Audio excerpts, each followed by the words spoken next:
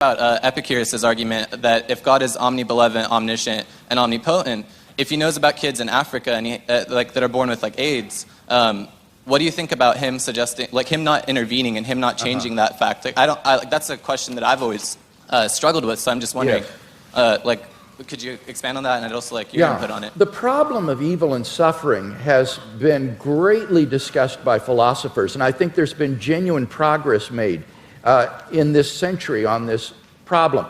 I think it's important to distinguish between the intellectual problem of suffering and the emotional problem of suffering, because these are quite different from each other. In terms of the intellectual problem of suffering, I think that you need to ask yourself, is the atheist claiming, as Epicurus did, that the existence of God is logically incompatible with the evil and suffering in the world? If that's what the atheist is claiming, then he's got to be presupposing some kind of hidden assumptions that would bring out that contradiction and make it explicit, because these statements are not explicitly contradictory. The problem is no philosopher in the history of the world has ever been able to identify what those hidden assumptions would be that would bring out the contradiction and make it explicit. On the contrary, you can actually prove that these are logically compatible with each other by adding a third proposition, namely, that God has morally sufficient reasons for permitting the evil in the world. As long as that statement is even possibly true, it proves that there's no logical incompatibility between God and the suffering in the world.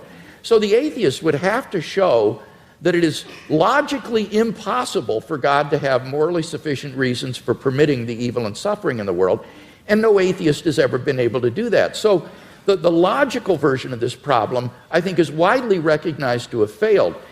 Those atheists who still press the problem, therefore press it as a probabilistic argument. They try to say that given the evil in the world, it's improbable that God exists. Not impossible, but improbable.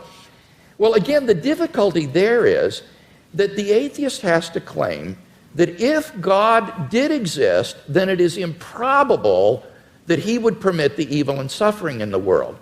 And how could the atheist possibly know that? How could the atheist know that God would not, if he existed, permit the evil and suffering in the world? Maybe he's got good reasons for it. Maybe, like in Christian theism, God's purpose for human history is to bring the maximum number of people freely into his kingdom to find salvation and eternal life. And how do we know that that wouldn't require a world that is simply suffused with natural and moral suffering? It might be that only in a world like that the maximal number of people would freely come to know God and find salvation. So the atheist would have to show that there is a possible world that's feasible for God, which God could have created, that would have just as much salvation and eternal life and knowledge of God as the actual world, but with less suffering. And how could the atheist prove such a thing? It's sheer speculation.